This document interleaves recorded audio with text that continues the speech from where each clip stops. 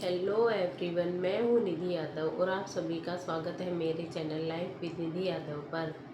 आज मैं सुबह 3:30 बजे ही उठ गई थी क्योंकि विदित परम के पापा को ड्यूटी जाना था आज।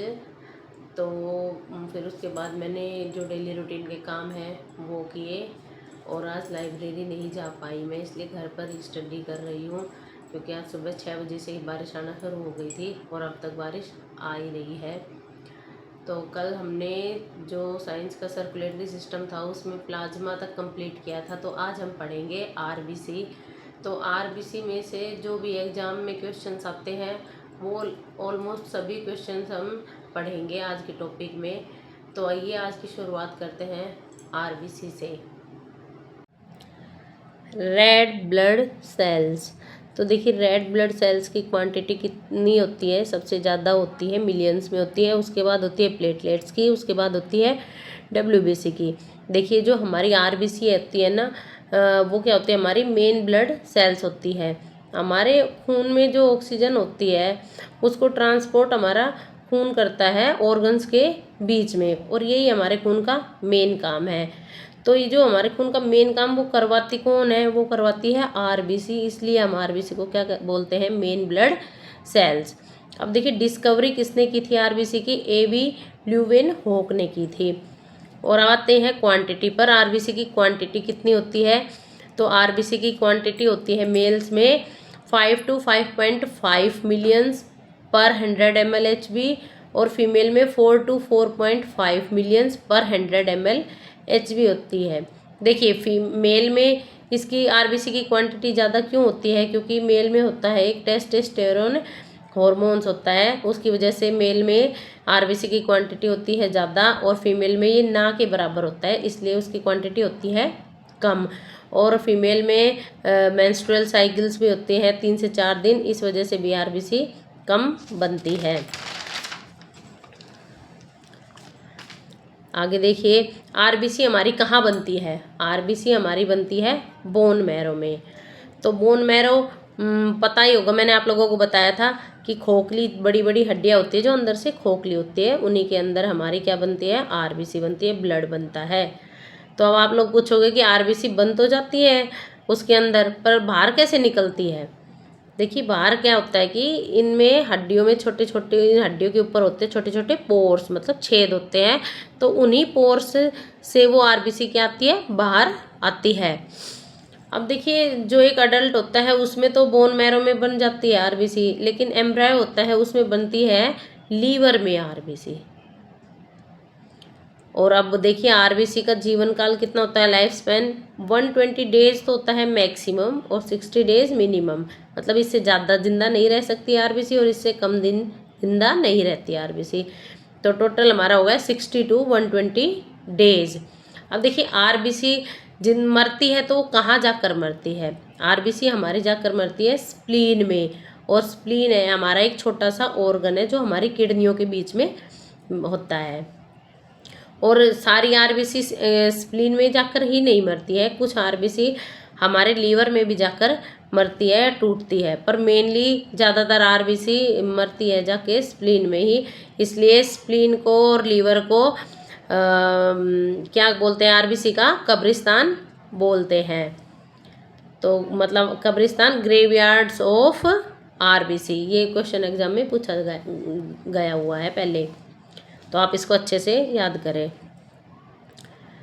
देखिए और जो हमारी आरबीसी है ये जो कुछ स्प्लीन में जाके मर गई है, लीवर में जाके मर गई है, तो ये नहीं है मर गई तो मर गई, नहीं, ये रीजनरेट होती है, दोबारा से पैदा होती है। और वो कहाँ पे होती है? जाके स्प्लीन में ही, और वहाँ पे जाके इकट्ठा रहती है।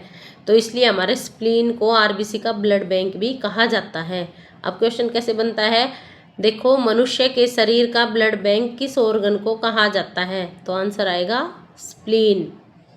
अब देखिए वेरी वेरी इंपॉर्टेंट, मतलब बहुत ही इंपॉर्टेंट क्वेश्चन है। Nucleus and mitochondria are absent in mammals. Mammals RBC, mammals होते हैं स्तनधारी। देखिए आरबीसी कोई ये तो है नहीं, ह्यूमंस में ही होती है, खून तो सब में होता है, जानवरों में भी होता है, तो आरबीसी उनमें मिलेगी। तो इसलिए हमने यहाँ पर वर्ड यूज किया है मैमल्स। मतलब स्तनधारी, मनुष्य भी स्तनधारी है और जो जानवर है वो भी स्तनधारी है।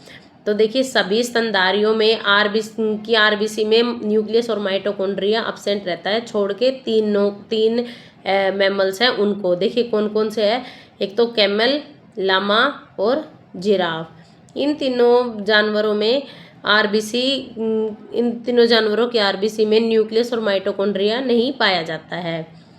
अब देखिए शेप क्या होती है आरबीसी की। हमारी जो आरबीसी है उसकी शेप होती है ओवल, मतलब अंडे के आकार की। अगर हम उसको थोड़ा सा दबा देते हैं तो वो बाइकॉनकेव शेप ले लेता है, या कई बुक्स में लिखा हुआ है डिस्क शेप का। तो जब एग्जामिनर क्वेश्चन पूछता है तो ज़्यादातर तो आंसर यही रहता है, उसमें यही ऑप्शन देगा बाइकॉनकेव शेप। और कलर का तो आप लोगों को पता ही है, आरबीसी का कलर होता है रेड, क्योंकि उसके पास हीमोग्लोबिन पिगमेंट है। और अब देखिए इसका साइज़ क्या होता है, आरबीसी का साइज़ होता है 6 to 8 माइक्रोमीटर डायामीटर में होता है। अब जो आरबीसी की क्वांटिटी में तो सबसे ज़्यादा है, लेकिन साइज़ में सबसे छोटी है आरबीसी। क्वांटिटी में ज़्यादा, साइज़ में सबसे छोटी। और डब्ल्यूबीसी क्वांटिटी में सबसे कम, लेकिन साइज़ में सबसे बड़ी। आइए अब आप लोगों को मैं दिखाती हूँ कि कौन से जानवर है उन या फिर कौन से मैमल्स है जिनमें आरबीसी सबसे बड़ी होती है, सबसे छोटी होती है। ये बहुत बार पूछे गए हैं तो आप इसे अच्छे से पढ़ना। देखो, लार्जेस्ट आरबीसी इन यूनिवर्स किसकी है, एमीफ्यूमा की। एमीफ्यूमा क्या होता है, एक एमीफीबियन होता है, मतलब उभयचर होता है, जो पानी में भी रह सकता है और धरती पे दोनों में ही रह सकता है। तो जो एमीफ्यूमा है, एक तो वो होता है एक सांप की तरह होता है, लेकिन सांप तो हमारे रेप्टाइल्स की कैटेगरी में आते हैं ना, तो इसलिए सांप तो है नहीं वो, पर दिखता वो सांप के जैसा है। तो सबसे लार्जेस्ट आरबीसी यूनिवर्स में एमीफ्यूमा की होती है। और स्मॉलेस्ट आरबीसी किसकी है यूनिवर्स में, मस्क डियर की, मतलब कस्तूरी हिरन की होती है। अब देखिए लार्जेस्ट आरबीसी इन मैमल्स किसकी होती है, एलिफेंट की। हाथी सबसे बड़ा है तो मैमल है, तो उसकी आरबीसी सबसे बड़ी। और smallest RBC in mammals musk deer की। तो आज हम पढ़ेंगे यहीं तक, क्योंकि ज़्यादा करवाऊंगी। अब मैं आगे इसके फंक्शंस करवाने बैठ गई तो वीडियो इतनी ज़्यादा लंबी हो जाएगी, फिर आप लोगों को वीडियो देखना पसंद नहीं है इतनी बड़ी, तो इसलिए अब हम यहाँ तक ही करेंगे आज। कल करते हैं इसके फंक्शंस। कल हम आरबीसी का टॉपिक कंप्लीट करेंगे। देखिए मेरी आप लोगों से रिक्वेस्ट है कि जो भी मैं आप लोगों को समझाती हूँ, पढ़ाती हूँ, वो आप लोग अपने अपने नोट्स अपने हाथों से बनाएं, क्योंकि जितना अपने हाथों से लिख कर ही आप लोग याद करेंगे उतना ही लंबे टाइम तक आप लोगों को वो याद रहेंगे। और एक सेल्फ डिसिप्लिन के साथ स्टडी करें, चाहे 2 घंटे कर ले। मेरी जैसी मदर्स है जो जिनको टाइम निकालने में दिक्कत होती है, देखिए सुबह 5 बजे उठ जाइए, मैक्सिमम आप 11 बजे तक अपना काम कंप्लीट कर लोगे। बच्चे स्कूल जाते हैं तो 3 बजे तक, स्कूल 2 बजे तक आते हैं तो भी 12, 1, 2, 3 घंटे मिल जाते हैं आप लोगों को पढ़ने के लिए, तो वो सफिशिएंट है। और इसलिए मैंने ये सब शुरू किया है यूट्यूब पर कंटेंट बनाना, ताकि आप लोगों को लंबी लंबी वीडियोस ना देखनी पड़े। इन छोटी वीडियोस में ही आप लोगों को प्रॉपर नोट्स मिल जाए और आप प्रॉपर उनको देख करके 10 मिनट का ही, ज़्यादा से ज़्यादा 12 मिनट की होती है मेरी वीडियोज़, तो वो 12 मिनट की वीडियो में 1 मिनट तो पहले बताने में चला जाता है, 1 मिनट बाद में चला जाता है, बचे 10 मिनट। 10 मिनट का पढ़ाती हूँ तो 10 मिनट पढ़ने उसको देखने के और 10-15 मिनट ही उसको लिखने के, तो आधे घंटे में एक क्लास तो आपकी हो ही जाती है आराम से। तो ऐसे ही आप अपने नोट्स हाथों से तैयार कीजिए, खुद से लिख कर। और आप लोगों को मेरी वीडियोस अच्छी लगती हैं तो प्लीज़ उसे लाइक करें, शेयर करें और चैनल को सब्सक्राइब करें।